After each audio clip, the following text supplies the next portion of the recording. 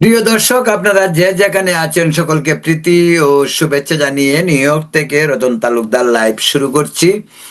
ভারতের সাংবাদিকরা বাংলাদেশের ইস্যু নিয়ে অনেক কথা বলেন এবং ওরা কিন্তু বাংলাদেশের যে সমস্যা তারা বুঝে ফেলেছে।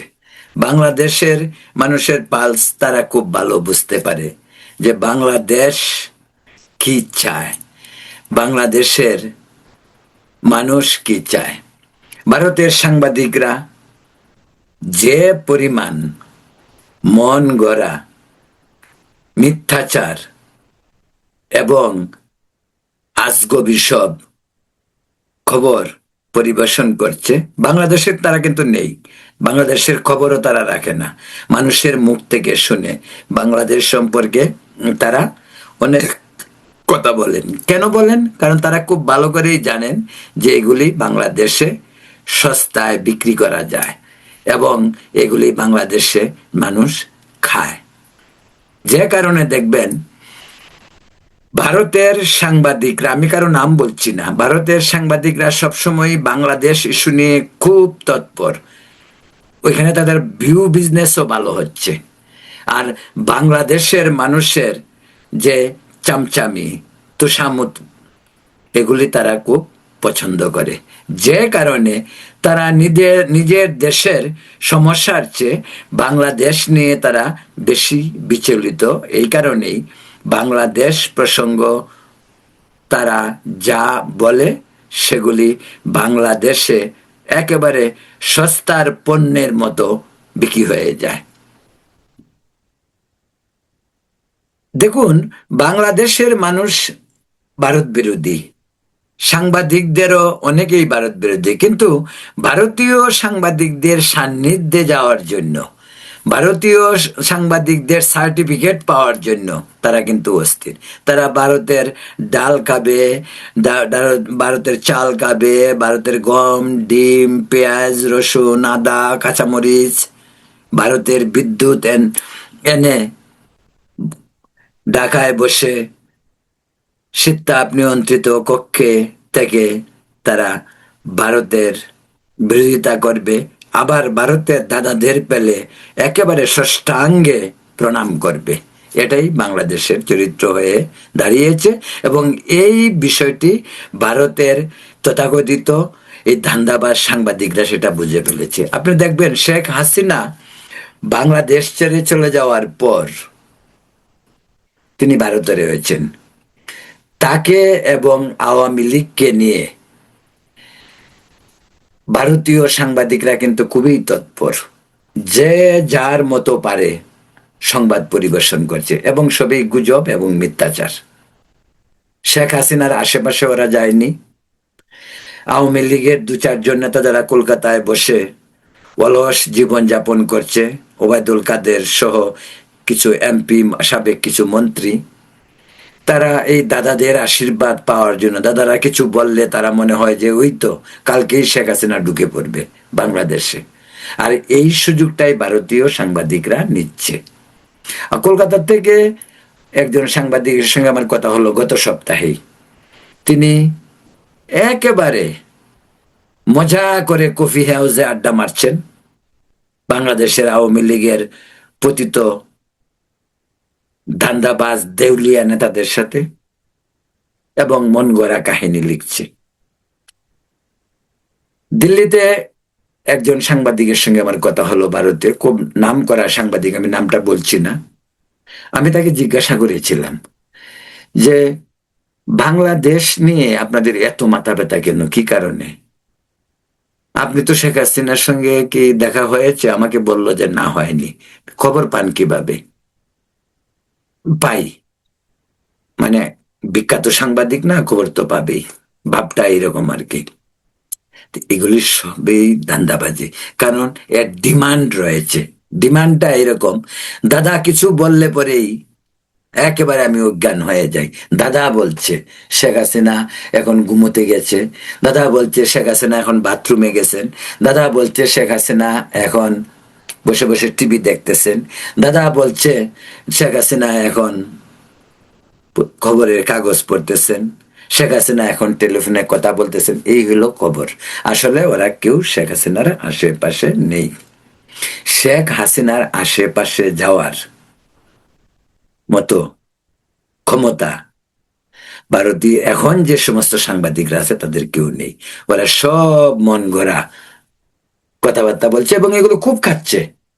খুবই আওয়ামী লীগ উজ্জীবিত হচ্ছে, তৃণমূল কর্মীদেরকে বুঝ দেওয়া যাচ্ছে যে আসিয়া পড়তেছি, আর বেশি দিন নেই, ক্ষমতায় আইসা পড়বো। কিন্তু এই সুযোগটাই ভারতীয় সাংবাদিকরা নিচ্ছে। আগেই বলছি যে আমরা ভারত ভালো না, কিন্তু ভারতের সার্টিফিকেট চাই, দাদাদের আশীর্বাদ চাই, ভারতের ডিম খাবো, আলু খাবো, চাল ডাল সবই খাবো, কিন্তু ভারত ভালো না।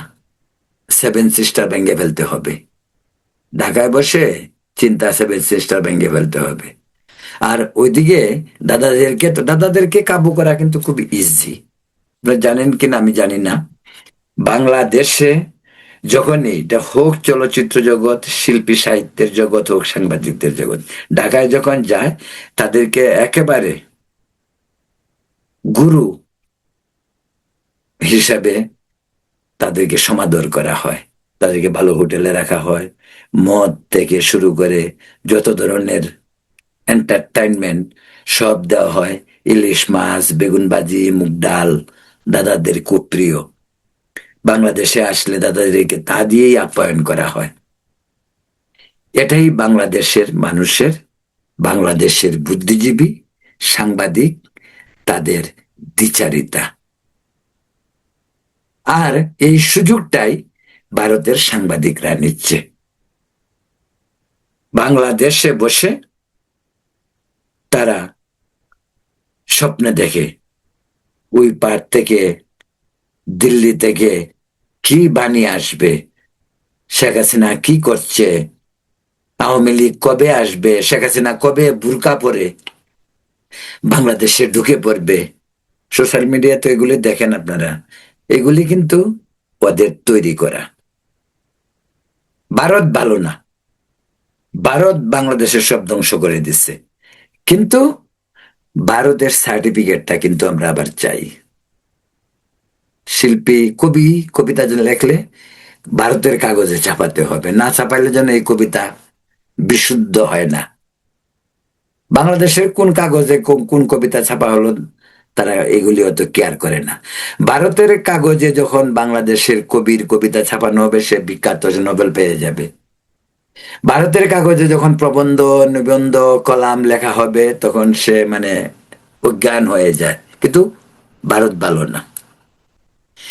এই হলো বাংলাদেশের রাজনীতি। আর এই রাজনীতির রগ চালাক দাদারা ঠিক মতো বুঝতে পেরেছে, যে কারণে সাংবাদিকতার নামে ভারতের পত্রিকায় কি খবর, আজকে ভারতের পত্রিকায় ওই সাংবাদিক বলছে এটা হয়েছে, ওই সাংবাদিকের সাথে শেখ হাসিনা সাক্ষাৎকার দিয়েছে।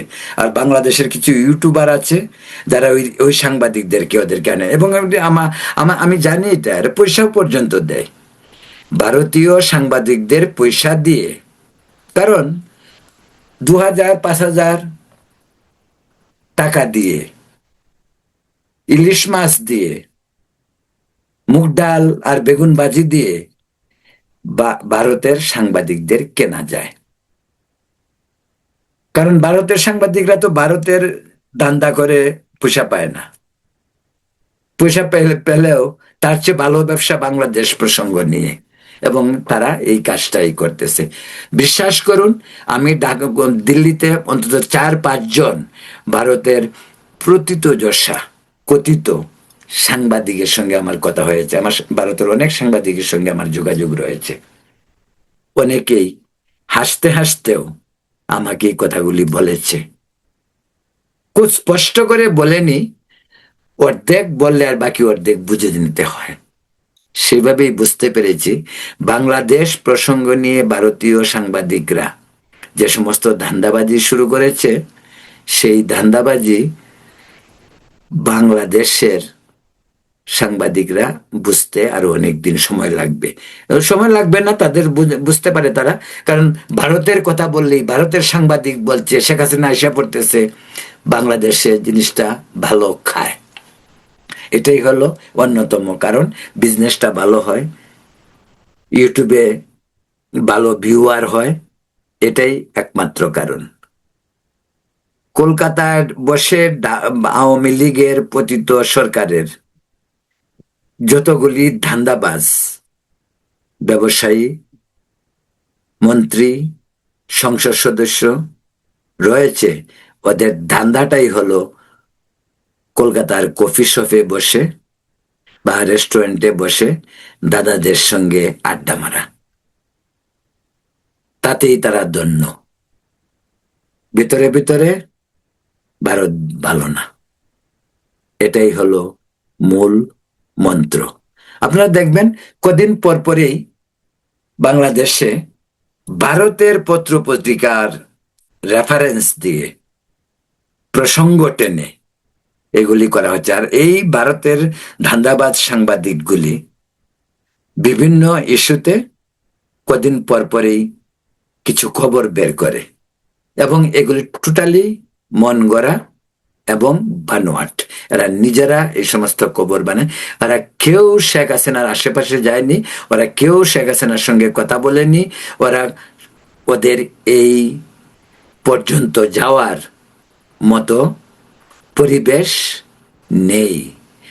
ভারতীয় সরকার শেখ হাসিনাকে যেভাবে আশ্রয় দিয়ে রেখেছে, সেখানে পাবলিকলি সেখানে কেউ যেতে পারে না আজ পর্যন্ত। আমার জানা মতে দুই একজন যারা শেখ হাসিনার সঙ্গে দেখা করেছে তারা কেউ সাংবাদিক নয়, তারা সবাই বিদেশে বসবাসকারী আওয়ামী লীগের নেতা কর্মীরা। সেটা আমি জানি, এই জন্যই সেটা বললাম। আর ভারতীয় সাংবাদিকরা যেগুলি করছে সেটা টোটাল ধান্দাবাজি। এই ধান্দাবাজিটার কারণ তারা খুব ভালো করেই বুঝে। শেখ হাসিনা আওয়ামী লীগ প্রসঙ্গ নিয়ে ভারত থেকে কিছু বললে, বাংলাদেশ প্রসঙ্গ নিয়ে কিছু বললে, বাংলাদেশের মানুষ সেটাকে লুফে নেয়, বাংলাদেশের সাংবাদিকরা সেটা লুফে নেয়। দেখবেন প্রায় প্রতিদিনই কোনো না কোনো ঢাকার কোনো না কোনো কাগজে ভারতীয় সাংবাদিকদের রেফারেন্স দিয়ে খবর আছে, এবং এগুলি মিথ্যাচার, টোটাল মিথ্যাচার, এটা টোটাল ধান্দাবাজি। এবং এই ধান্দাবাজিগুলি অকপটে ভারতীয় সাংবাদিকরা করে যাচ্ছে। এই কারণেই বাণিজ্যিকভাবে তারা লাভবান হচ্ছে। বললাম তো, ভারতীয় সাংবাদিকদের কিনতে বেশি পয়সা লাগে না, এই কয়েক হাজার টাকা আর মদের বোতল আর ইলিশ মাছ, রাজশাহীর আম, এগুলি দিলেই তাদেরকে কেনা যায়। তারা এগুলি দিলেই, আর ঢাকা শহরে যদি নিয়ে একটা 5 স্টার হোটেলে রাখতে পারেন তাহলে তো আর কি, তারা তো তাই চায়। এটাই ভারতীয় সাংবাদিকদের ধান্দাবাজি। আর বাংলাদেশের সাংবাদিকরা ওইটা চায়। তখন ভারতের সার্টিফিকেটটা তাদের খুব দরকার। ভারত তাদের পছন্দ না, তারা ভিতরে ভিতরে অ্যান্টি ভারত, কিন্তু সার্টিফিকেটটা বড়ই জরুরি। ভারত বলেছে, ভারতের কাগজে আমার লেখা ছাপানো হয়েছে, ভারতের কাগজে আমার কবিতা, ভারতের কাগজে আমার প্রবন্ধ, গল্প, উপন্যাস, এটা হলো বাংলাদেশের এই ধান্দাবাজদের দ্বিচারিতা। প্রিয় দর্শক, এখানে শেষ করছি। ভালো থাকুন, সুস্থ থাকুন। প্রসঙ্গ নিয়ে আরো কথা বলবো পরবর্তীতে। আমাদের চ্যানেল সাবস্ক্রাইব করবেন, লাইক দিবেন। আমি সাবস্ক্রাইব করার কথা খুব বেশি বলি না, কারণ আমার চ্যানেল ভিউ বিজনেসের জন্য নয়। আমার চ্যানেল অকপটে সত্য কথা, সোজা সাপটা কথাগুলি নির্ভয়ে বলার জন্য একটি প্রতিষ্ঠান। ভালো থাকুন।